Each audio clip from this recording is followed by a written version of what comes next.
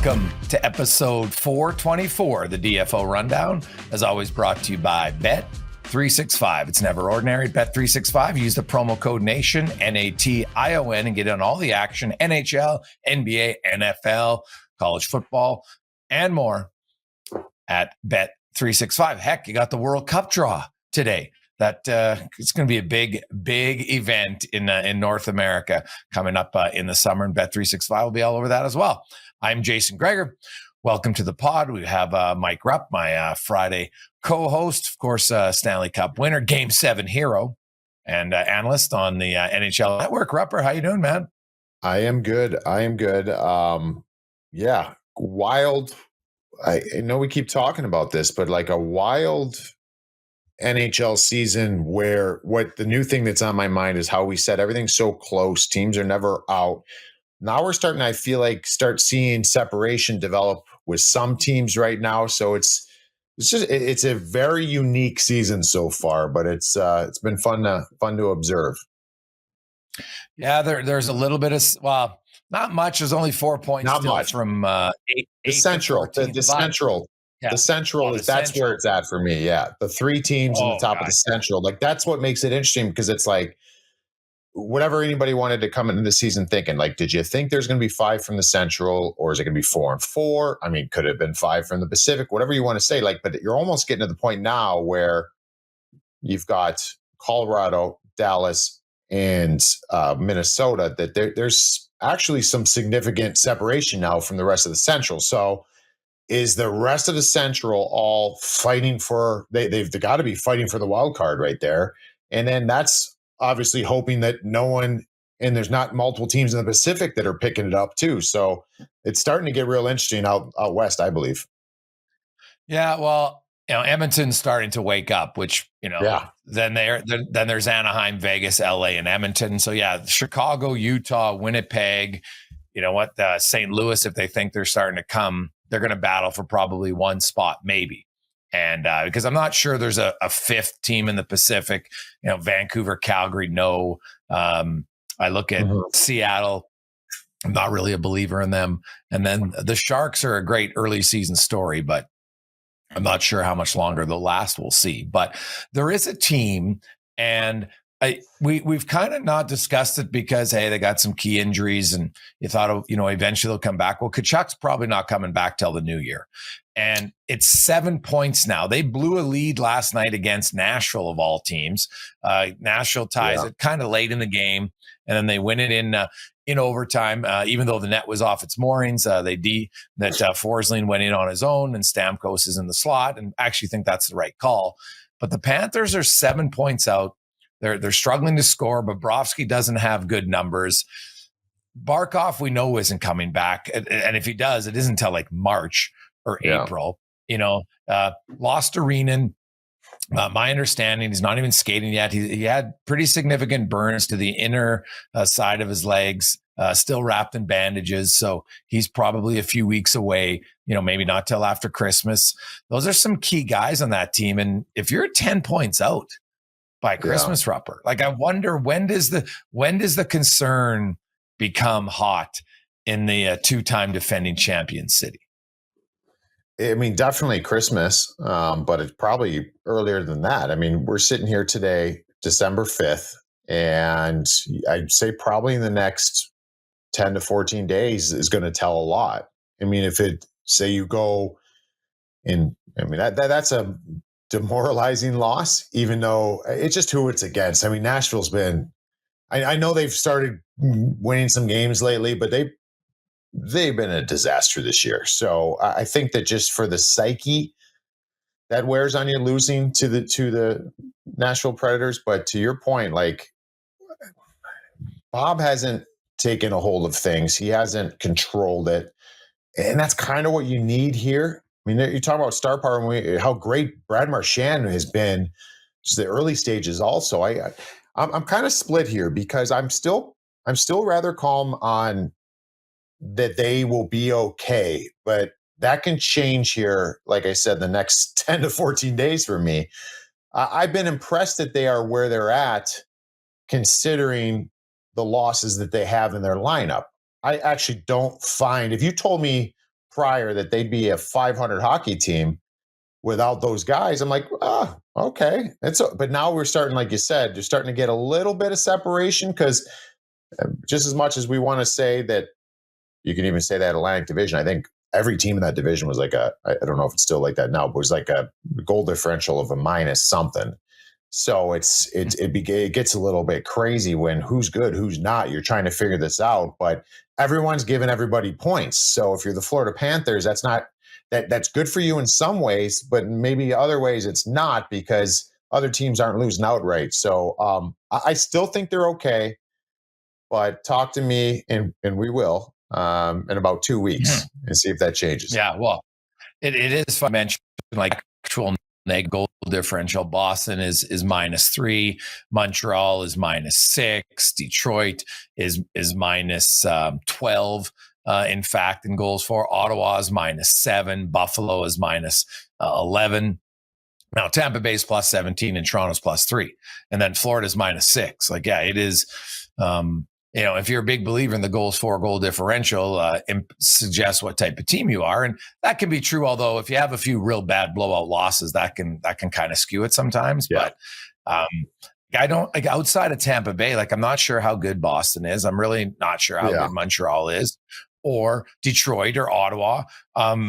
And that's maybe the benefit, but to the Panthers. But even with me having all those question marks about Montreal and Boston, et cetera, but like, Montreal has 31 points, Boston has 30. It's like they're all 5 points ahead of them. I just wonder when Florida's like, hey, we might have to do something here to get, lots of these guys aren't coming anytime soon. Yeah, and I don't know. I tend to get stuck in. I don't want to say it's nostalgia, but like I do this with the Tampa Bay Lightning. Yeah. I have done this with Tampa. I've done this with some teams. When I've seen them win, I've seen that they're different. I will give them multiple chances of, just for me, before I say no, they're in trouble. So maybe they are in trouble today, but I just also think that, dude, you're discrediting who they are and how unique they are and what they've done over the last few years. Now, that doesn't mean that they're just decimated, they're worn out, they're not getting performances from certain guys. I just still think, I hate to keep using it, it's still early in that regard. Maybe it's teams that have ruined it for me, like the 2019 St. Louis Blues. Maybe it's the Edmonton Oilers that have ruined it for me, because we've seen teams that have been worse off than this go on runs and get in the playoffs. Not just get on runs and go in the playoffs, win cups, go to the cup finals. So that's why I still think they're okay. But you're going to have to start seeing some different performances by individuals on those teams pick up here in the next couple of weeks. Yeah, Bob Bobrovsky's got like an 886 save percentage right now. And Daniil Tarasov, when he plays, he's at 907. Now, I know he doesn't play as many of the top teams. I understand that. But you look at goalie Bob, and he's in the last year of his deal. And, which is another reminder, because a lot of people think, oh, last year, your deal, everybody always kills it, right? We focus on the guys who have a great year and they get a big raise, but there's lots of players, if not more, who in the final year of their deal aren't crushing. Now, Bob's older, and, it'll be interesting to see, what the Panthers do in that regard. They've pretty much signed everybody who has helped them win a Stanley Cup to significant deals. And that's a loyalty factor, but I could argue that at times it hurts you after you've won, and you almost have to be a Bill Belichick cutthroat to say, hey, Bob, this is unreal, but we might pay it to be a backup, and $2 million, sure, but we're not giving you big time starter money. And I wonder if Bill Zito and them would do that, or if they're like, hey, this guy helped us win 2 cups, we'll sign him to a 2 or 3 year deal at $6+ million, and we move forward. So that to me is a storyline to watch in Florida. But I just kind of curious thoughts are the other team that's been to the last 2 Stanley Cup finals is Edmonton on the other side of the NHL standings. And really, they've 5 of their last 6 games, they played pretty well. And, their offense woke up, because defensively they'd been pretty leaky. They started to play better defensively. And, last night they get a big win, 9-4. McDavid has a hat trick, his 13th of his career. Draisaitl has 3-4 points again. Nugent Hopkins has 3 points. They're big guys. Like nobody beats up on Seattle more than the Edmonton Oilers. They have the top 4 leading scorers against them that I wrote yesterday in my article. But like the Oilers, the difference between them and Florida is Edmonton's best players weren't playing up to their standards, which I know sounds crazy, but it wasn't. Right? Like Draisaitl prior to last night was on pace for 45 goals and 92 points. Like for him, that's well below. Same with McDavid. Now, one good game and suddenly they're up at over 100 again. But their big guys start to score. Their depth scores still aren't great, but their defensive game has woken up. And they're healthier compared to a team like Florida, where I look and say, I don't really have much issue with Edmonton getting back into the Pacific race. Yeah, and the defensive play is the key component there for me. And I don't know, we know Leon's going to get to Leon level. Connor's going to get to Connor level. I mean, it doesn't feel great when they're not, because I think that shows the warts of your team. But the foundation of this team, when it's playing well defensively, it's a game changer for them. And you just look over, like they're finally starting to control game flow over the last number of games. I mean, you date it back, I don't know, 5+ games ago, like they were being outplayed in games. And then that's where you got to sit there and say, all right, well, we need Superman and Batman to come through for us tonight. And that's totally fine. That's kind of how this team is built. And we've seen it happen numerous times, but it's a delicate situation to be in. So I know you and I have spoken about it. Their defensive play tightening up is huge. The Seattle thing you mentioned, just beating up on Seattle. I want to be a fan of the Seattle Kraken as far as them taking a step. I just don't believe that they're a good hockey team. I'm sorry to say that. I can't. This was like one of those games too, where, and I get it. You're going to have a 4-point night by Leon. That can happen against anybody. It can happen against the best team in the league. I just think Seattle is going to be, and has been, kind of like one of those teams where you're like, where do you go? Like, your self-evaluation has to be on point here, and look yourself in the mirror and really evaluate who you are, because they can miss the playoffs by 7 points. Should you do that? And then you're like, well, we're right there. We're going to add this piece, and now we can get in the. It's the same. I just feel like they're spinning in the mud here, Greg's. Well, dude, I don't even think it's a debate. I said it before the season began when I looked at their roster, because to me, they were like the others East. And they had a bunch of veteran guys who, you got some guys there on longer term deals who don't produce a bunch. They're the lowest scoring team in the league. They produce the fewest amount of high danger chances by a significant margin. And you can look at lots of different, the private or the public, and they both show that Seattle's the worst in generating high danger chances.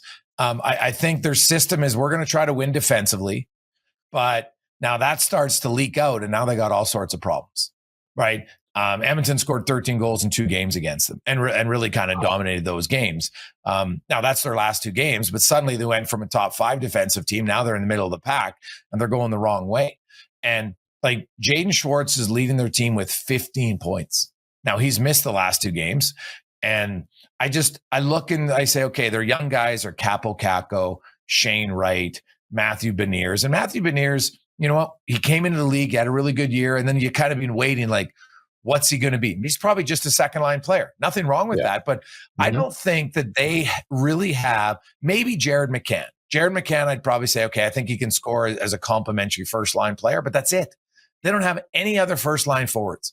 And I'm not sold that Shane Wright will be there. Berkeley Catton might become that guy, but you got to play him in offensive situations. I have said this at the start of the year, and I'll continue to say it. They are the team that needs the number 1 pick more than anyone else. They need a Gavin McKenna bad.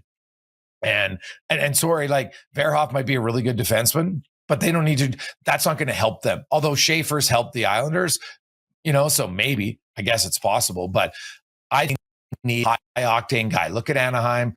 Look at Chicago. Look at San Jose. Those are the teams that are coming, and they're built with top-end guys. Seattle hasn't really been bad enough to benefit from getting to good players. Like, look at the leaderboard for the most part in the NHL. Kucherov's obviously the exception.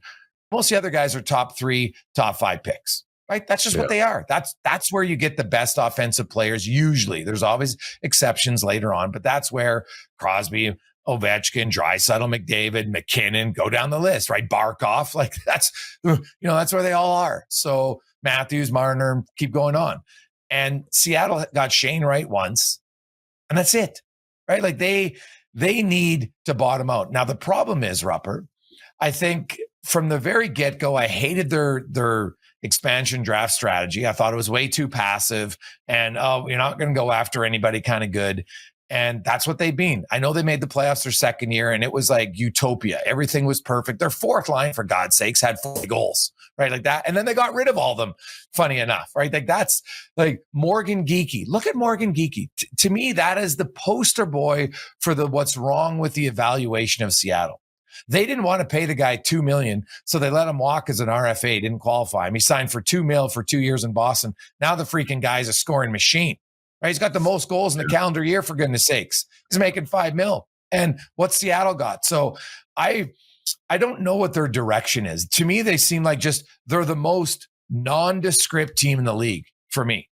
I don't think they have a plan. I don't know, like, what are the Kraken other than having a really cool logo and good team colors? What are they? That's fair, because I do like that about them. I think they got great branding. The branding is on point, but even to the degree where some of the moves that they've made, I respect the fact that you're making those moves. You're trying to help the club, Brandon Montour. I mean, you start looking at some of the kind of taking a chance maybe on the Capo Caco, the Tolvanen, the Shane Wright in the draft, like all these types of things where you need some shrewd decisions, and adding in the past, even like the Chandler Stevenson. Like, I like these moves. I just don't know the free agent route that they've gone.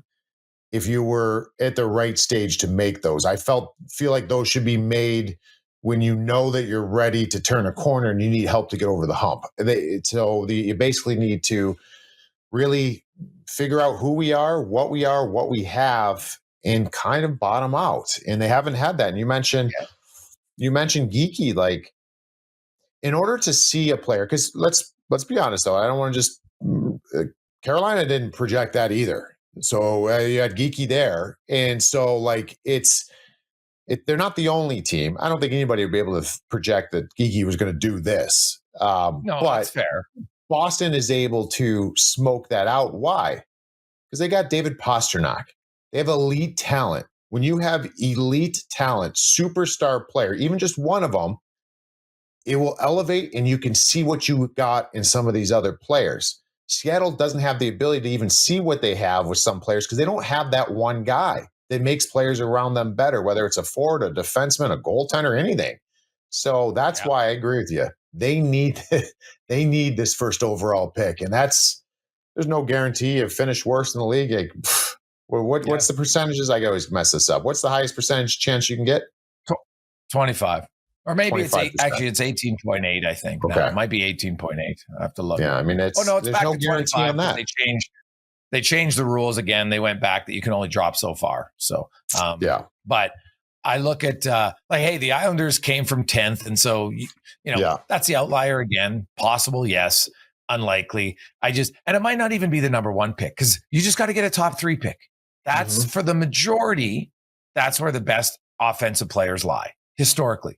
But then, Rupper, you have to have an organization that has a philosophy that we're going to allow the young guy to maybe cheat a little bit defensively early, to be offense. Because they're not going to win. Like, let's say they get the number 1 or 2 or 3 pick. They're not suddenly going to win again next year. It's not like they have a bunch of injuries where you're like, oh, geez, we had a really unlucky year, and now we're going to jump up like the Flyers when they went from, terrible team, right? And then boom, they signed Hartnell and Kimmonen, teaming in, and then boom, they went back to being really good for a decade. That's not who the Kraken are, right? The Kraken are a team that needs to have 5 years of suck. And I always hear that, well, they have to be competitive or they're going to be a basketball team. which owned by the same owners of the hockey team. What are you talking about? They're going to be competing against the people that own the same company, right? Own the same team. So I don't buy that at all. And when you look around, you have to accept, if you want to do a rebuild, that there's going to be pain for 6 or 7 years, and just accept it, because that's the truth in 95% of the proper rebuild. And it's no guarantee. Hello, Buffalo. We know that there's no guarantee, but that's what you need to have happen. And then you got to run your organization properly, Rupper. And I question what Seattle's doing. I really do. Like their whole system's defensive minded, and you've got some young offensive players, but you're doing nothing to allow them to be creative offensive. Because they're trying to squeeze something out of the lemon that they're not. Trying to win games 3-2. Yeah. Yeah, I mean it's a tough spot, and I put all the blame on Vegas, because the expectations, like they could have come in with Vegas. We talked about it when it happened. Everybody, all the other GMs learned maybe how Vegas took advantage of the expansion draft. Seattle didn't have all those same, I don't want to say the same luxuries, but teams were on to the game a little bit more. And so now it became, maybe Seattle should have looked at it more as the long-term project, as opposed to, hey, maybe we can get in the playoffs right away. In year 2, it was year 2, right, where they went in the playoffs and had a decent run. I think that gave this false image of who they are. Well, I look at Seattle, and people might not agree with me here, re-signing Adam Larson, who's a really solid defensive defenseman. All that's going to do is limit you from losing and being a bottom 5 team. But he's not going to help you win. And by the time you want to compete, he's too old.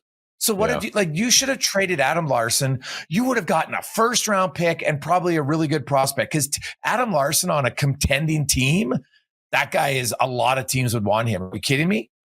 So I thought that signing showed right there. So I look at the Kraken. If you re-sign Jamie Alexak, you show you have no clue. Like, I like Jamie Alexak, but he's a huge defenseman who can play both sides. He's tough as nails, and size matters on the blue line. He's a pen in UFA. You're trading him.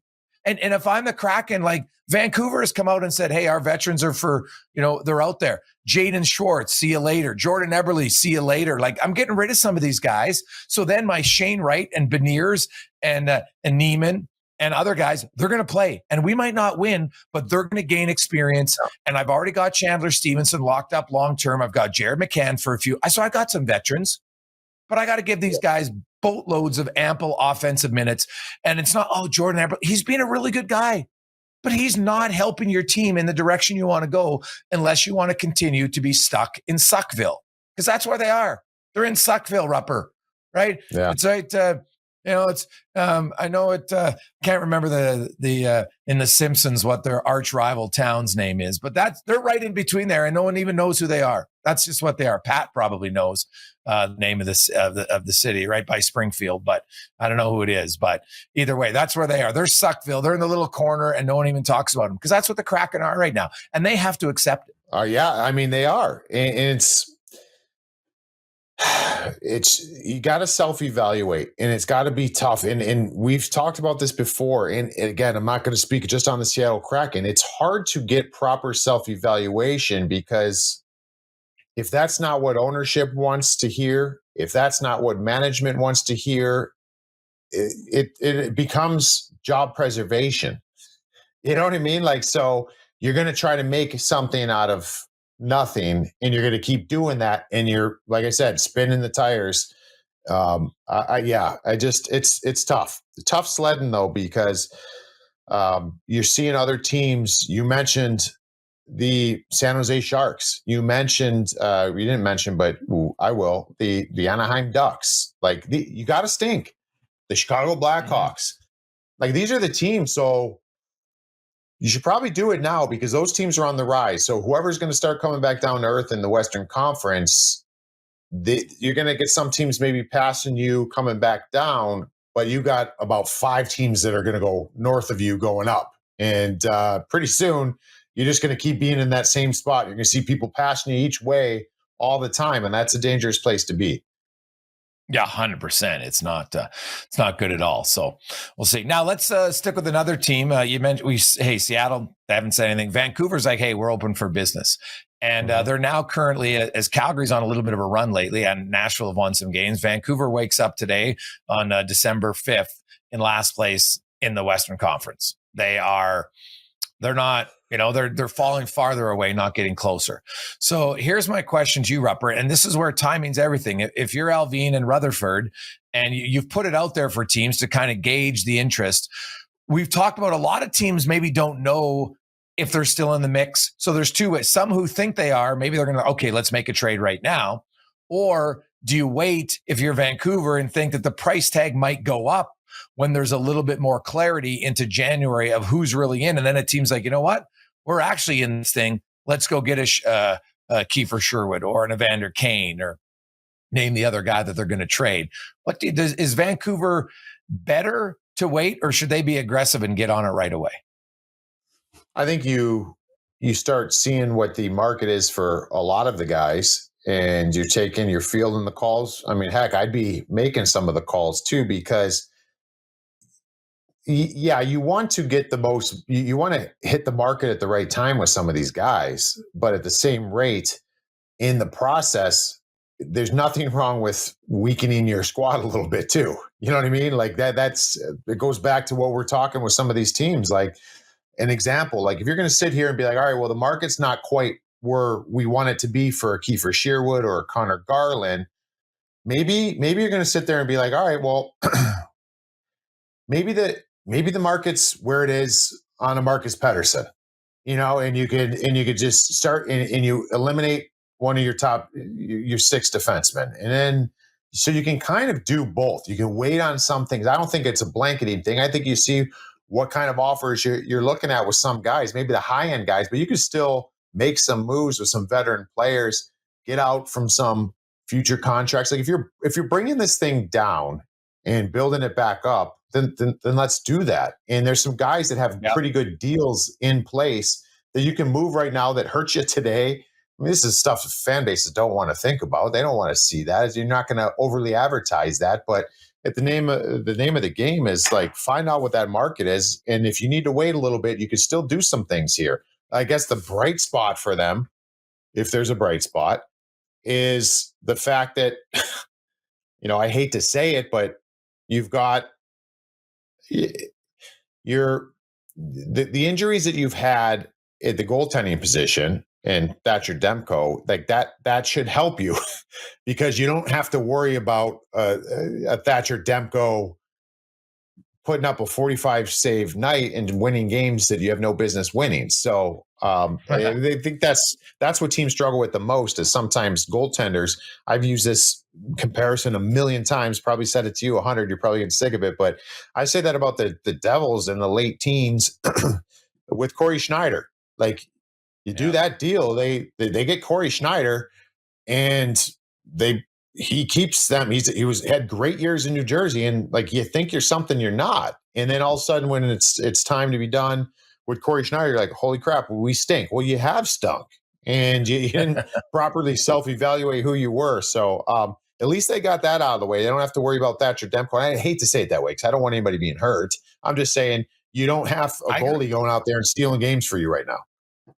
Yeah, no, that makes sense. And like the thing about the Canucks that's different in Seattle, like they're not going to trade everybody. It's, but you trade but you'll still, they have at least like they have better offensive players in Vancouver where they could probably do a retool quicker, where Seattle, I think, just has to go right down to the studs and renovate everything. And that's where, Thatcher Demko, as you just said, he just signed a contract. Now, can he ever stay healthy again? I don't know. But this might be the year, say, Thatcher, we are not bringing you back. We will take an extra 3 weeks to ensure that you're going to be healthier because that might help us next year and maybe we can rebound. But they could be, Vancouver at least I think is set maybe to be a team. They've never had a top pick.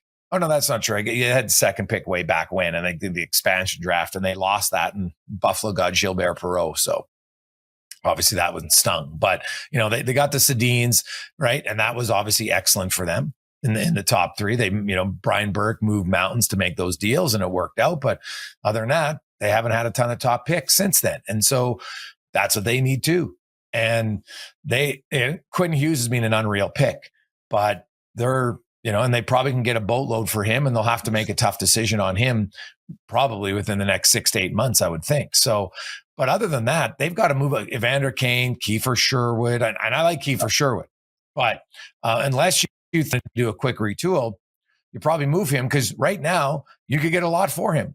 He can chip in. He's an excellent third line player who can moonlight in your second line and bring you physicality. And teams would look and say, oh my God, we want that guy for the playoffs, right? Where the playoffs is a different beast, and he would bring you some value. So timing, I think, is going to be everything. We know that Rutherford and Alvin have never been scared to make moves. God, they made a ton of trades the last few years. So I'm curious if it's all about the market. Our teams, we talked about the Atlantic Division and everybody's close.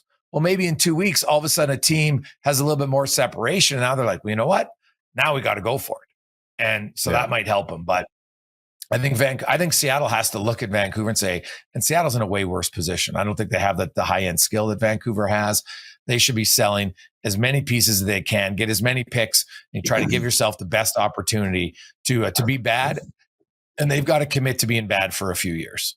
That's just what they have to do. Otherwise, they're just going to be average. And I know you have some veterans who are comfortable and they like it there, Rupper, but the fact you're comfortable in losing, that's a problem. Yeah. And if we're comparing those two cities that are pretty geographically close to each other, one team has assets that are going to be moved and they're going to be better quicker than you. That's even another sign in your division that for Seattle that we got to just do it differently than a team like Vancouver or anybody else. But I think it's you got Patrick Alvin, Jim Rutherford are absolute gunslingers. So I think we're waiting for that first one to happen, but I think they're going to start coming. It's going to be rapid pace. And it's kind of the chicken and the egg, because as soon as you start trading those veteran guys, I would have to assume that there's going to be another private conversation with Quinn that Quinn may bring up and want to speak about. And because this is all kind of this posturing on both sides where I want to be here if we're winning and doing this, and then we still want to win, but we're going to trade some veteran guys. It's until something happens, it is the chicken and the egg. But then I think things will pick up quite rapidly for the Vancouver Canucks. That's very true. Now we're going to have a fun discussion coming up after Pat Puff. We're talking about, and we did it with which young defenseman do you think is going to win a Vezina, but today we're going to discuss the top pests in the NHL, and I mean that as a compliment. And there's some guys, do they fall in the pest category or not? So Rupper and I are going to have some fun with that. But first, we're going to bring in Pat Puff. Patty, how's it going, my man? I'm doing great. Shelbyville, that's the town next to Springfield that you were thinking of. No worries. You can jump in the pod and you tell us next time. I had to tell me. I had to Google it, to be fair, so I didn't have it off the fill in the blank presentation of Bet365, whatever your bet is. It's never ordinary. Bet365. Download the app, get in on the game, use code NATION. Bet365 must be 19 or older. Fill in the blank today. Okay, so we're going to start with Jesper Wallstedt. Obviously, he's off to a great start so far this year. Let's take a look at his standings here. We're talking about the Calder. Yeah, I know. It's insane. Last time a goalie won a Calder was Steve Mason in Columbus, 2008-2009. The thing is, though, he played 61 games, 33, 20, and 7, a 2.29 goals against average, a 916 save percentage. So my question, obviously, it's difficult for a goalie to win the Calder, and Schaefer's off to a great start as well. So not factoring that in, what would Jesper Wallstedt have to do to pass Schaefer in the Calder race? Like, what would he have to continue? Obviously, he's not going to keep getting shutouts at this pace, but fill in the blank. What does he have to do to be in the conversation? What do you want to take this first, Greg? Yeah, it's funny because the year that Steve Mason won, Bobby Ryan had 30 goals that year and 57 points, right? So it wasn't like there was nobody producing offensively. Like 30 goals for a rookie score is pretty damn good. So I think for Wallstedt, I think he started consecutive games once. They're in like a 12-game run of just back and forth. But I do wonder at some point if they're like, okay, we got to go with Wallstedt here twice in a row, maybe, because now neither one had lost, but they did lose last night in Calgary. So maybe that, because Wallsted's obviously going to start their next game. And the fact that he has 4 shutouts is just ridiculous. In like 4 in his last 6 starts. Like, are you joking? He leads the NHL. He would have to start more games. That's the number one thing. Like if he plays 35 games and Schaefer plays 82 and Schaefer has 50 some points, is at 60 points as a defenseman, it's going to be hard to give the rookie of the year to a guy who plays 35 games. So I think that's going to be the challenge for Wallstedt. I think he's got to get to probably at least 40 to be in the conversation. Yeah, that's the magic number I was working with too. I pulled out the calculator here for a second. I think he's got to get to 40 starts. So you're saying right now he's got 10. So he needs 30 more starts in their 54 games, which you would, I think isn't crazy. Most people would. Yeah, it's not nuts. I mean, can you get that? Absolutely. But here's where the problem is, and maybe it's not a problem, but your other goaltender, you just signed to an extension that kicks in next year. So like, Philip Gustafson's supposed to be your starter. Now, does that mean that he's going to be guaranteed and just throw him out there and chuck him out there? No, but I don't think you're going to have it all of a sudden just go to being a 75% starts for Wallstedt, and then you're just going to be sitting Gustafson. So I think they're going to have a little bit of a back and forth to some degree, I guess. I mean, put it this way. If Wallstedt's going to if he's going to be on pace for 16 shutouts this year, then he's going to play all the time. So, but as soon as it just comes back a little bit, I mean, I think you get back to a rotation. So I think that's what's going to work against him in this situation is probably his starts. Yeah, I think but 30 to 24 might not be crazy. The fun question will be, so Sweden has Linus Ullmark, Philip Gustafsson, Jacob Markstrom, Jesper Wallstedt. One of them's not going to the Olympics. I wonder which one. I hadn't even considered that. That gets interesting real fast. The second one that I have for you, there's a lot of scoring so far this year in the NHL. Now, Nathan MacKinnon leads the Rocket Richard race with 22 in 27 games, which is a 67 goal pace. And I don't expect him to keep that up, but I do expect guys like Draisaitl and Robertson to keep heating up, keep scoring, and maybe bridge that gap a little bit. So I'm curious, fill in the blank. The Rocket Richard winner will have blank goals this season. What do you think, Rob?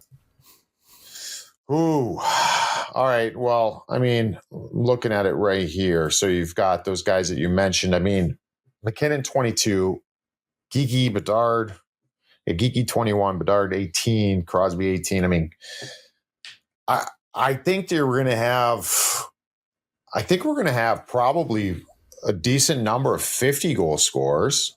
I don't know where you're at, Greg's, on this, but I would say to top off am I picking who it is or just the number that's going to be the peak? Yeah, just the number. How many goals for how many goals? I think we're going to go, I think we'll go high 50. So like 50, let's say 57. I'm going to say 57 is going to be that number for me. I think we're going to have a few guys that get 50. So it's going to be a matter of just kind of pushing it up there. And I think you're going to get to around that 57, 58, 59, somewhere in that range. Like if you look right now, guys on pace for 50, MacKinnon, Geeky, Crosby, Bedard, Brandon Hagel, who had a slow start. He's got 17 and 26. That puts him right on pace for 50. And then there's guys right below, like Leon Draisaitl is just below it now. I think he's on pace for 48. He's the only guy who scored 50 last year. Well, probably I've done this every year. I count all the stats a lot, and maintaining a 50 goal pace is damn hard. Say like MacKinnon on pace for 67 is unreal, but I think he'll slow down. So I'm going to say, I don't think he slows down a ton, but I'm going to say 58 will get it this year. But I think honestly, guys, like when we get to the end of the season, there might only be 3 or 4. Remember, there's only one guy who scored 50 last year. Like it's hard to maintain that pace all year long. Yeah, I think that's why I find this one of the more interesting awards, because like we said, McKinnon's probably not going to get 67 and Draisaitl's eventually going to kind of split that gap a little bit. So if you start watching the guys lower in the standings, like even the McDavids, the Bedards, if they can start getting to that 50 range, then it's a little more interesting and kind of easier to keep track of and see who could maybe sneak in there. But my last question for you, the Metro, I mean, even just looking at this, it's insane. Only 5 points separates first from eighth. So my question with you, with it being this tight, which team in the East is going to miss the playoffs, in your opinion, that probably shouldn't, that deserves to be there by the way they've played so far this season, but just with how tight this division is, and we can include the Atlantic in this as well because of the wild card, but maybe 2 teams from the Metro make it, so maybe a team from the Atlantic doesn't because of that, but is there a team on this list that you think isn't going to make it just because it's so tight, but probably should? We'll start with you, Rupp. So I don't think Pittsburgh, Philly, Columbus get in, which isn't that wild, I guess. So I think there's going to be, I'm getting a little nervous on New Jersey. I'm going to be honest with you. The Washington Capitals would have been that team for me, but they've turned this thing going where I'm maybe thinking they're a little more like last year than I gave them credit for. I'll say the New York Islanders, because this Islanders team, they've had 2 massive wins in a row. I mean, pretty impressive wins too. And they play an honest effort. They got some guts. They got some gumption. Like, that they're going to have a certain level of play every night. Doesn't mean it's always going to be a win, but I feel like they're going to be one of those teams that probably deserves better as the season goes on, and probably you're going to fall a little bit short because they can't score enough goals. Well, hey, first of all, the Islanders held McKinnon off the score sheet. That's pretty and they beat the Avs, and they scored 6, and they had 40+ shots against them. Like, that was a really good performance by the Islanders. But I'm actually going to go with the Rangers. The Rangers, like, how they could be this good on the road and just be awful at home. It's kind of mind-blowing to me. And I don't know, just like the Adam Fox injury, the lack of response really bugged me. Like, your best defenseman gets absolutely pancaked against the glass, and you're sitting there looking at shoelaces, like skate laces. Give me a break. So I didn't love that. And just something, the old adage, something in the water. I know I see your Rangers jersey there, Rupper, and I'm sorry, man, but the Rangers right now, just, I don't know. They're Jekyll and Hyde. Like, on the road, they just look very comfortable. And then they get home and they got nothing. And I agree with you. The Penguins and the Flyers have been a good run. I'm not sure they can stay there, but I think the Devils, once they get Jack Hughes back, they just got to stay in the mix. They'll be fine, I think. But they do have lots more injuries. The Rangers are the team, I think, that they're going to look back and be like, God, our home record absolutely neutered us.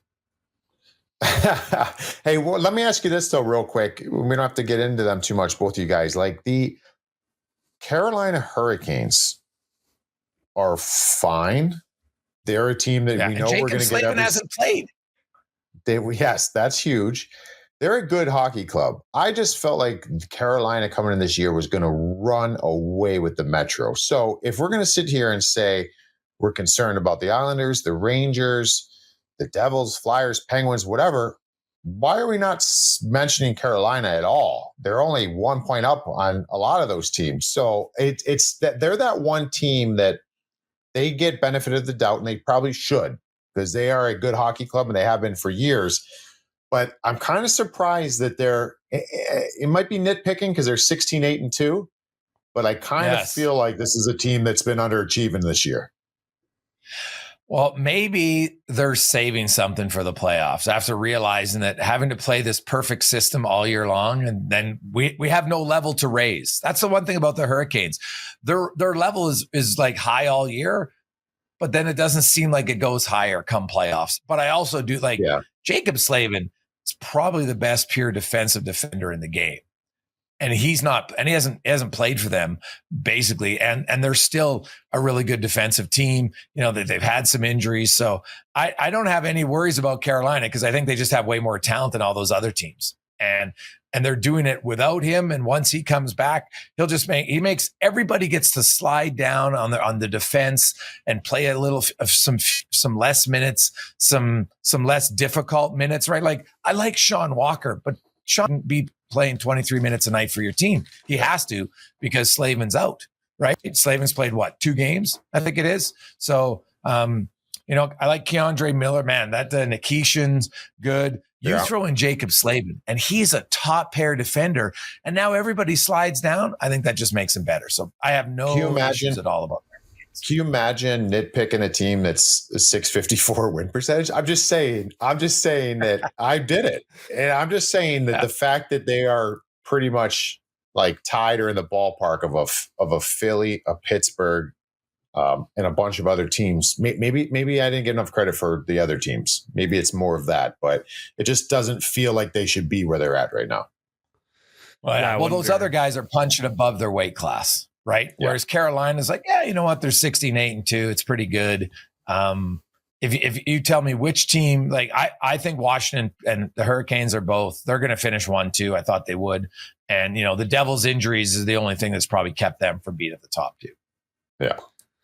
Yeah, I agree. I think it's just something to do with how strong this division is. And like you said, some of the teams that we weren't expecting to do so well are, and it's the same reason kind of the Oilers are lower down than we expected and the Panthers are lower down than we expected. It's just been kind of a tight year. And they've had some goalie injuries. When Kochetkov comes back, maybe Anderson starts playing a little bit better as well. So, I mean, it could be a little bit of that, but I'll leave it to you guys. That's all I have for Fill in the Blanks, brought to you by Bet365. Thanks, Patty. So now we're going to get into the top 5 pests in the NHL. And so now we might have different definite. And I want to say pest to me, this is a compliment. This is like, a term of endearment. I think there's very few of them, like real good ones. It's hard, right? It's hard to play that role where you're literally the villain and guys want to take your head off every night. Some guys love it. Sean Avery, probably one of the best ever. Now, he would cross the line, too. There's no questions about it. Said some real idiotic things off of the ice, but he was a good player. And I know guys who played with him, Rupp, and he said he couldn't believe how quick, like when Jason Strutter told me when they were teammates in New York, he'd never met a player that could get Marty Brodeur would lose his absolute mind.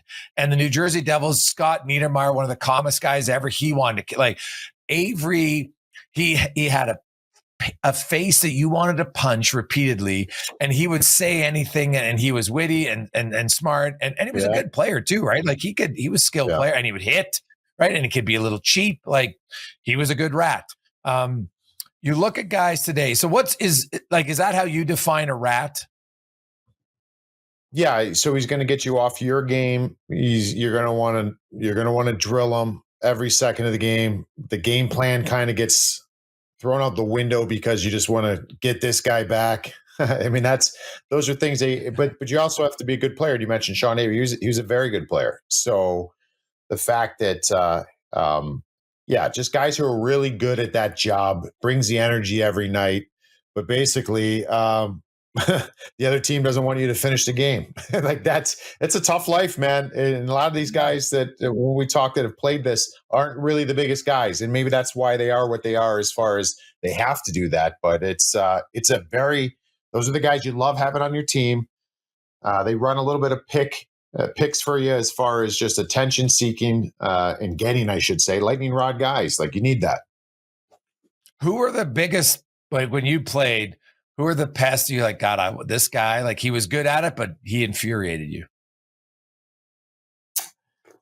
Max Lapierre. Lapierre. I always get that. I said it wrong. Yeah. Max Lapierre was one. Burrows was another. Oh, yeah.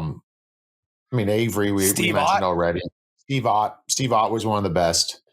So just guys that were just the mouths all the time, and just wouldn't stop, dude. Like would not stop. Steve Ott had a mouth, dude. Like he could just go and he gets you. Like you start off the game, you're like, yeah, okay, because you know what it is. You know what he's trying to do. But when he keeps hitting you with it, and maybe scores a goal in the game, but then he's going and running your best player, and then he's the whole game coming by your bench, talking to your bench, and eventually you're like, I'm going to kill this guy. So those are a few to name some. off the top of my head. Okay, so we're going to go through the list. And there were some guys that I'm like, God, is this guy a pest? Or like Tom Wilson. Is Tom Wilson, like Tom Wilson's a good player. He's got 15 goals. He's in contention for the Olympic team. So pest isn't a negative. I want to remind everybody that. But I don't know if like, does Tom Wilson, like he hits like a truck, right? And keeps shot. But I don't know if does he fall into the pest category for you? See, this is where it gets tough though, because pests to me, maybe because when I think of like a pest, I think of like in real life, if it's like a gnat or a mosquito, they're little things that annoy the shit out of you. You know what I mean? Like that's what I think of. So when you have size and you're big and like that, usually the smaller guys, I categorize as that, but you certainly can be bigger. So I think that when you're big and you're a pest, it's like, no, you're kind of more of like a tough guy or more of, that's kind of how I feel about it. So a lot of my guys on my list I didn't have him. I didn't have him on my list. I just wanted to ask you first because like I know fan bases hate him, right? He's like public enemy number one, but he's tough and he'll fight guys. So maybe that's different. So here's some of my guys. So one last thing I want to add, an attribute that can be measured. It's a look. It's a face. It's a smirk. It's something that fans can feel, fans can see on TV. Like, my God, I want to kill that guy. Chewing on a mouth guard, just smiling at you know, like just that stuff is immeasurable, but it's certainly on this list. So here's some of the guys that I have on my list. So Mason Marchment, who's currently in Seattle. Mason Marchment will run around. He doesn't fight very often. He'll cheap shot you with a big hit. He's a good player, right? He's got some skill, which makes it more annoying. He has that, like, guys get annoyed and he'll smile. You talked about that grin and smile that just pisses off. Like, there's nothing worse than guys like, oh yeah, you're mouthing up, and he won't fight you, and it just drives you up the wall. So I have Mason. That's the other part of it, Greg. So picking your spot, like in that adds to it, because now I want to get the guy more. It's almost better for a pest not to fight all the time. Just be selective in it. And Mason Marchment, I've always thought this, and someone brought it up to me too. He looks like a villain. Does he not look like a movie villain? Yes. There's something about his look. Yeah. And he probably comes by it naturally. His dad was the rare, well, his dad would run you. He would fight. He was tough, but man, he would take your knee out. No problem. Right. Like the late Brian Marchment, may he rest in peace. But Mush was, God, he played hard, but he probably wasn't a pest because he fought a lot of guys, but man, he was dirty. There's not many defenseman pests. So that's why I do have one caveat. So I have Mason Marchment. I have Nick Cousins. Nick Cousins is still one of those guys, very punchable face, irritates you, skates, can hit, sticks guys, always yapping. I think he's a really good pest. He's not playing right now. He's hurt, but Martin Pospisil is a pest. Yeah. He gets in your face. He'll cheap shot you, right? And probably sometimes crosses the line too much, irritates a hell yeah, doesn't fight very often, if ever. So I have him on my list. I also have Ridley Gregg, and not just because of the slap shot, which was funny, but Ridley Gregg is that guy who's got skill, but he's right on the edge. He I don't know how much of a yapper he is. That's the only thing. And then here's the one guy, because there's not a ton of defensemen, but I actually have Zadorov as like a big guy pest, because I love him in the press. Like he's not afraid to call guys out. You know, you suck here. You know what? And he just calls it spade. Oh, I like playing these guys. This city's terrible. Like he is. And he's big and he's really tough. So it's hard for me to put him as a pest, but I had to put him in there. I want to give him credit because, man, I'd have Zadorov on my team all day long. He can play. He's big. He's mean. He irritates you. And he's got that look like he's always yapping at guys, right? And insulting them. And most of them, he's like, dude, you're not even worth my time. I'd beat the hell out of you. So I'm going to put him in as a defenseman because I like how he irritates everybody. You remember when couple weeks back or last month or whatever it was against Toronto when Max Domi was trying to fight him. Yeah. And he says, this is why he's so good at this. And they're buddies. They play together in junior. And so he ends up post game basically saying, I mean, this is my friend. I'm not going to fight him. And basically more or less insinuating like, he's just almost like holding him out by his forehead, just like a little kid, and it's basically just like, oh, that's cute. So he does those things in the media also, which adds to it. But he's a great one. I don't have him on my list because of what I said before, but he is one because it's his mouth. We've heard him mic'd up.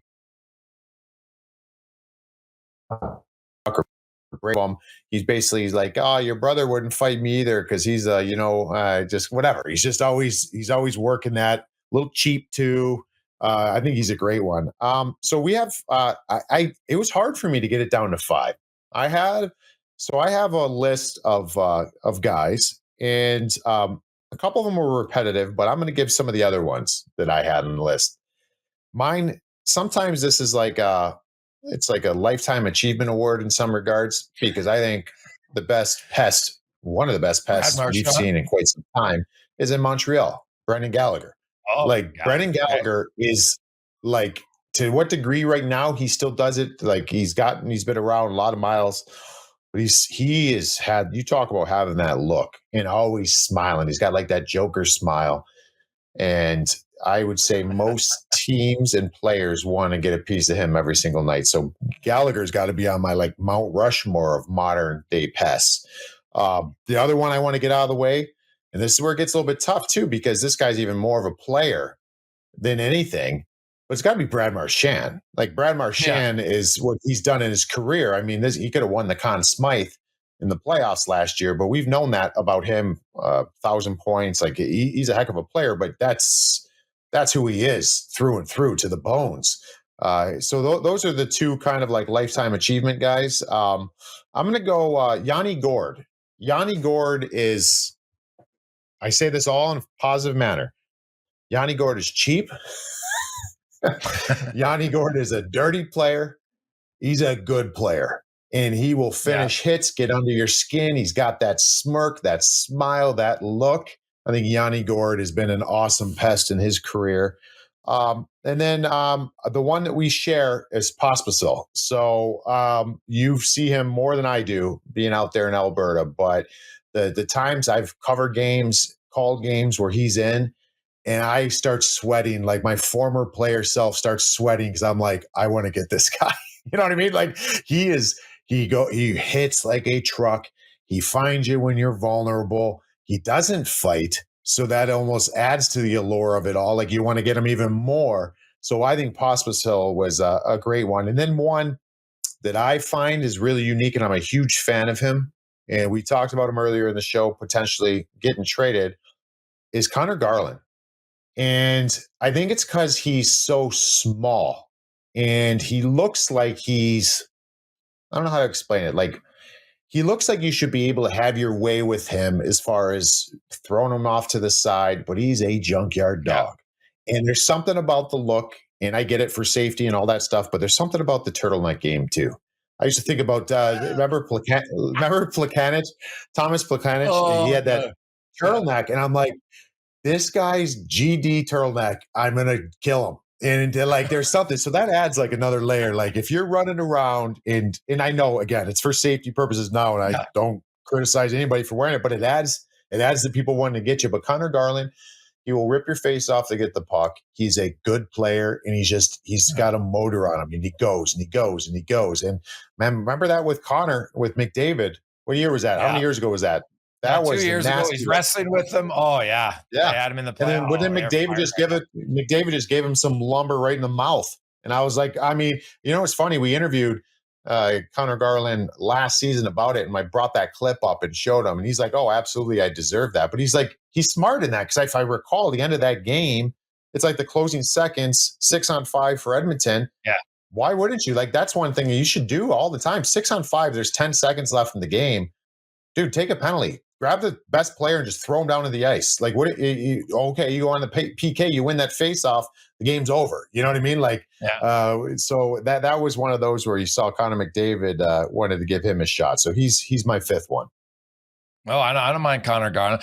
As we were talking, it came up with another guy who, because it was funny. Now, defense probably played too many minutes, and maybe that's why. Because there's like some physical defenders, but Rasmus Andersson in Calgary is very chatty. He talks a lot, and he never fights. And like, he would irritate me if I was a player. And so I say that as a comment. He's a really good player. Like, the Flames, I think, are going to get a lot for him at the deadline. But if I'm looking at like kind of ratty defensemen who chirp and they're always kind of, and I love that you described the look, because he definitely has that look that's just like irritating, right? So I'm going to put Rasmus Andersson as another guy. He's a really good player, but he can piss off a lot of people. Like, when him and Pospisil are in the lineup together, right? They've got some, and I think it helps having those guys in your team. It brings up your energy level, because like, I remember Milan Lucic telling me when he played on the line with Brad Marchand, it's a November game. You're playing in a Western team, Minnesota. It's boring. You're kind of going through the motions, ha ha ha. And the next thing you know, Marchand's beaking the other team. And all of a sudden, now someone starts going after Marchand. And right away, Lucic's like, well, I'm the big brother. And now I'm in the game. Like, he would drag him into the game. And Lucic was a physical player, but he admitted that because I liked his honesty. Not every game you're going to be in. And you could probably attest to that, Rupper. Like, you're a big physical guy. And some nights you're like, you know what? Tonight might be a not a physical game. Maybe I can dangle a bit or make a few plays and not have to worry about it. And the next thing you know, you got a rat teammate and he's beaking off the other team. And now and you're all of a sudden, now you're in it, right? Because some guys, you're more protective of your teammates than you are yourself. Like, if the guy's chirping you, you're like, hey, cue ball, or you're like, whatever, like, that's not bothering me. But all of a sudden you start mouthing off one of your skill. Wait a sec. And Lucic said it was amazing in how Marchand, just in how he talked and yapped, all of a sudden now he's in the game and he goes, suddenly I'm really pissed off and I don't even know why. It's just because, well, you guys can't beak off to Brad Marchand. He's my guy, right?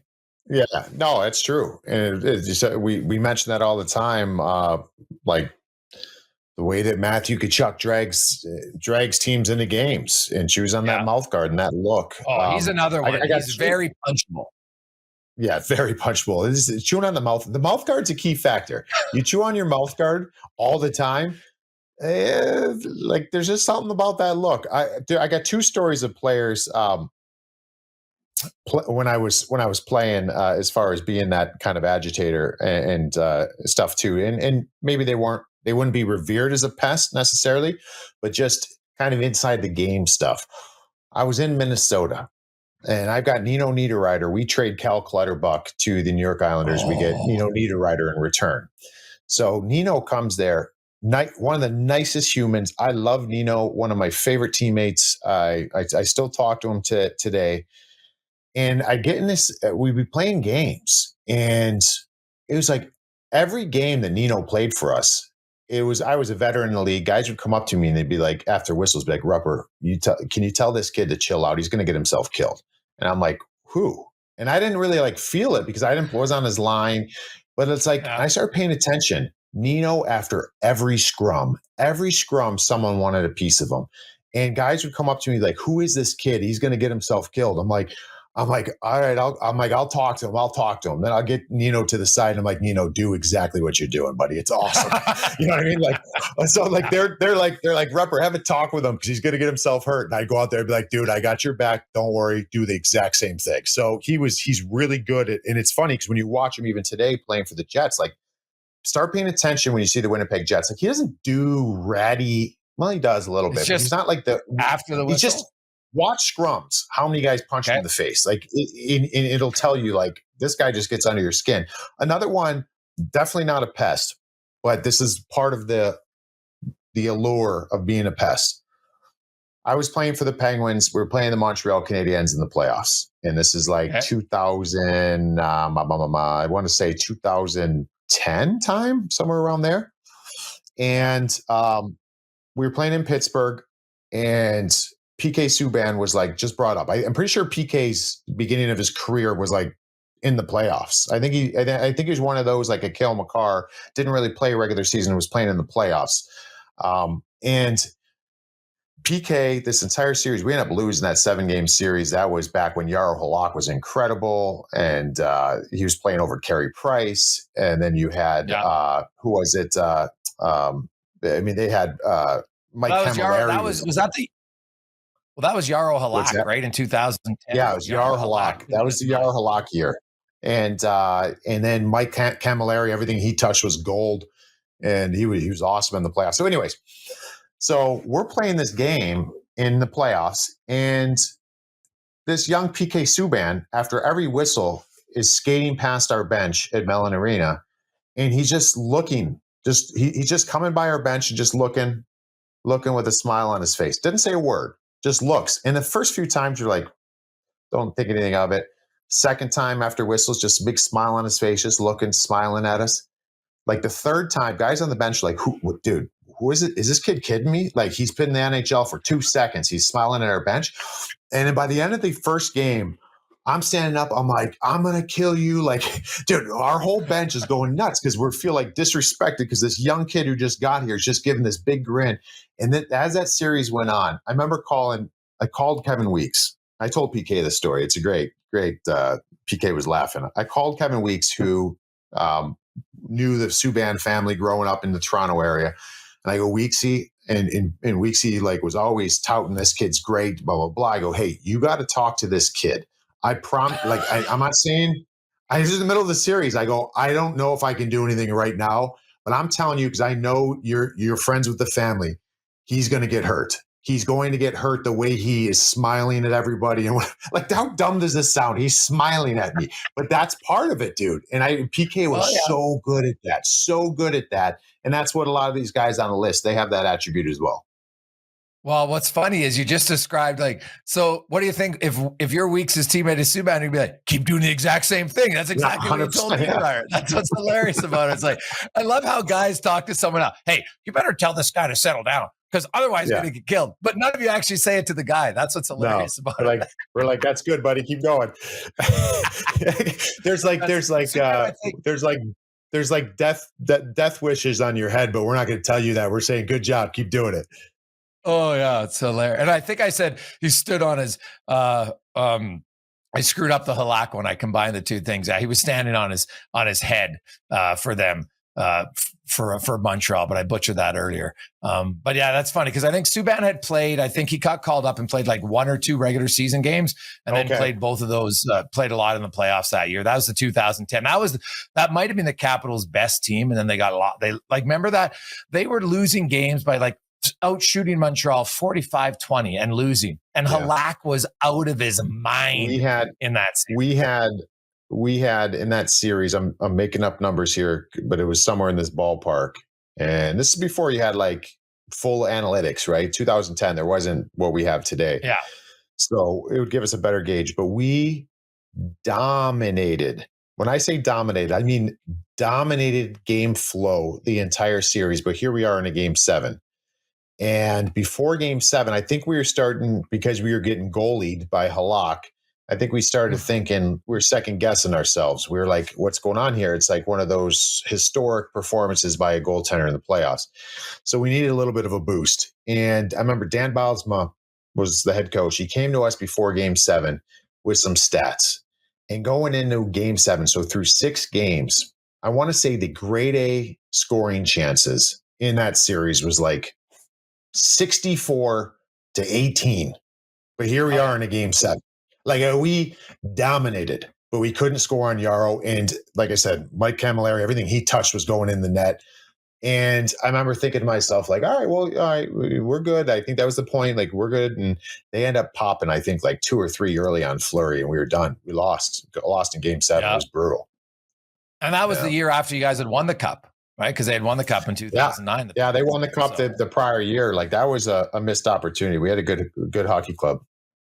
Yeah, no, they beat up some good teams that year, Washington and Pittsburgh. Like the Habs got to the conference final that year. It was no joke. Like they beat 2 really good teams. And, just funny how, like a Yarrow Halak, that was his best performance of his career early. And he was a good goalie after that, but never really matched that. And it's just, that guy got in his zone, and I remember watching those games. You're like, oh, like he was unbelievable for the Habs those 2 years, those 2 series, and then they just kind of ran out of gas in the conference final that year. But lost to I think that was the Flyers that year with Chris Pronger, if I'm not mistaken. Yeah, 2010.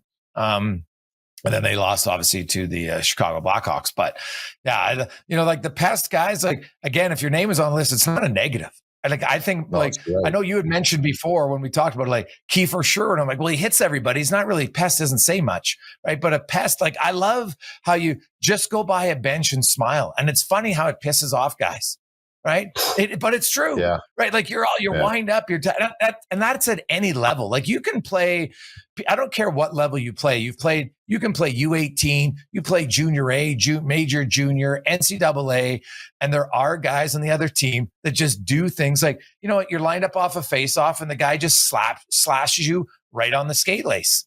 Like, it doesn't crush you, but it's just irritating. It pisses you off. It stings a little bit if he gets it in the right spot. You're never going to get a penalty called for it, right? The refs never really watch. You just do. Guys would come into scrums all the time. Like, they'd be in the scrum and a guy would uppercut you, right? Not really hard with his glove on. And because he does it in the scrum, they don't see it. And you're pissed off. He just took a punch in the face. What are you talking about? Ref's like, I didn't see anything. It's in the scrum, right? Like, you talk to football guys in the piles, offense, defensive linemen. They're just like, oh, the linebackers, like, oh, there's guys in there. Like, they're taking junk shots. Like, I know offensive lineman Rupper who told me the story that he would go into a pile. This Kevin Lester, no joke, told the story on there. He would go into piles and guys would be piled up and he would take his thumb and he would give it and stick it kind of up the guy's ass with a sphincter and just make it so uncomfortable. And he said, like, guys would freak out. And just like, could you imagine? He goes, obviously it's not going in, but it's just close. You're just like, what the? It just feels awkward. I would think the guys would want to kill you after that. Like, that's amazing. Gets you right off your game, buddy. Like, because you watch it sometimes. Watch piles up in the NFL sometimes, because every now and then you'll see one of those guys. They jump up and you're like, oh yeah, he did something. Whether like, you know, punch in the nuts or whatever. But the thumb in the ass one, I was like, oh my God. Like, it's just like, you're not going really in, but you're just doing enough to make it uncomfortable. Yeah. And like, what are you doing, man? Yeah. No, and that's the thing in the NHL. Like, that, this is the thing. Even for young kids, and this is I don't. Here's the beauty of it all. You got to be different to hang in the league, to be in the league, to have more value than other guys. I mean, maybe some of your comps. You got to do something different. So even just young players, you don't have to fight. You never have to fight. You can be a very productive pest in the NHL or wherever level you're at. And that can give you an edge over another teammate to get more opportunity, or maybe to get picked up from another junior team or whatever, just because, he plays with an edge. But doesn't mean you have to fight. Like, if I have a kid, I don't want my kid fighting. You know, if he does that naturally and it's all part of it, and it is what it is. But like, I'm not going to tell him, you got to go fight. Like, I don't think that's whatever. That's my opinion on, you know, just let him figure it out himself. But you want to be different. Here's some things, and you touched on a couple of them. And I tell guys this all the time. Stop in front of the net. You don't have to spray the goalie with snow. But after every whistle, this is the weird thing. You have to prey on the things in hockey that are kind of dumb rules that we make up, the code, if you will, in the National Hockey League, or just in hockey in general. Stop in front of the goaltender, invade his personal space, and just stand there and count 1 Mississippi, 2 Mississippi, 3 Mississippi. Someone's going to come and push you out of there. Do it every time there's a whistle. You don't have to punch anybody in the face. You don't have to take any penalties. Guess what? You're probably going to draw penalties for your team. Just every time there's a whistle, he freezes it. Just stand obnoxiously close to the goalie and loiter there for a few seconds. That'll get him going. Every face-off you line up for, where the referees try to make sure everyone's lined up, just start off bullying that ice of the opponent a little bit and just stand there. And if the guy will come in and push you back, that's fine. But do that every single time. And then the easiest one of all, do the PK Subban. Just smile at everybody the entire time. You do those 3 things, you will be different from everyone else. Now, people will want to get you in the process, but coaches will be like, I love this kid. Get him out there as much as we can. Yeah, it's true. Yeah. And it's hard to do. Like, to be the best is a hard thing. It's got to be a little bit of your personality. And you have to know that, you know, especially at the higher levels, you get to junior, you know what? You're probably going to have to pay the piper sometime, right? Someone's going to come after you in pro. And guys are used to it. They're like, you know what? I'll take a punch in the face. I might even take getting beat up every now and then, but it's going to allow me to be a pro. It's going to get me into the lineup. It's going to get me more ice time, because there's not a lot of guys that are willing to do it. And plus, it brings the energy up of all your other players naturally. right? Because you're a team, right? And you stand up for one another and you're like, God, that guy's kind of annoying, but he's my teammate, right? It's like siblings. How many times will brothers and sisters, my brother's an idiot. All of a sudden, some guy's talking smack about your brother, like, whoa. No. You can't say that. Yeah. I can say it's my sibling. You can't say it. And that's how it is for teammates. And when you have guys who do that, like, I still remember, I never played any high level of junior. I just played in the jungle here in Alberta. And we had a guy, Dean Rack, who was one of the funniest guys ever. And he would sit on the bench and like he would absolutely berate the other team with really witty comments. And like our whole bench, sometimes you're laughing and then sometimes you get him really mad, but it would get you in the game. And you had guys like that, you know what? You had different characters who were just like, they're really good at it. And some days you needed it. You're like, hey, geez, we're kind of quiet here. Hey, Racker, go mouth somebody off there. Right. And okay. And he's out there and you're like, we'll be right there because he wasn't a tough guy. And it helps, right? At any level, it helps. So 100%. I applaud the guys. Get you the energy going. Any of our listeners, feel free to send us a note on the rundown or at Mike Rupp, at Jason Gregor. Any pests from your team that you think, hey, this guy's really good, or probably better, who are the ones that piss you off on the opposing teams? Because I think that'll be easier for fans, because I'll be curious. Who are the guys that fans find? Usually it's on a rival team, no question. Like Flyer fans hate Crosby, right? Can't really be a pest when you score as many goals as he does. I think he's got 59 goals or 61 or something against the Flyers. But you even watch Crosby. He'll give a guy a stick to the face every now and then, especially the Flyers. Like he loves it. It's a great rivalry. And you can see that Sid the Kid, who, early in his career, used to fight once a year, right? He always would get mad enough that he'd fight someone. But when he played the Flyers, like, man, remember him and Claude Giroux those years that they would go at it? Oh, and like skilled players who literally hate each other. So I love it. So it brings energy to the games. And those guys around the league who do it, especially we're into December and January, kind of the dog days of the season, you need those guys. And I watch for the highlights on certain teams because you're like, okay, this guy's going to stir the pot. Now we're going to have some emotion. It's fun. No, it's you have to have it. You have to have it. Otherwise, you're going to be a very vanilla team that doesn't have energy on certain nights. So very valuable role. And that was fun, man, because there's some good pests in the league.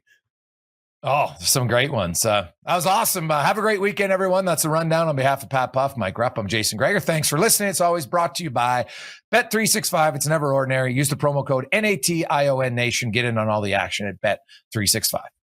Hey, hockey fans, if you enjoyed that video, then make sure you hit the subscribe button right here on the Daily Faceoff YouTube. We have you covered for everything you need. Exclusive interviews on The Sheet with Jeff Merrick, all the latest hockey news on Daily Faceoff Live, and you can always get your morning started with Johnny Lazarus and Colby Cohn on Morning Cup of Hockey. Don't miss a minute. Hit that subscribe button.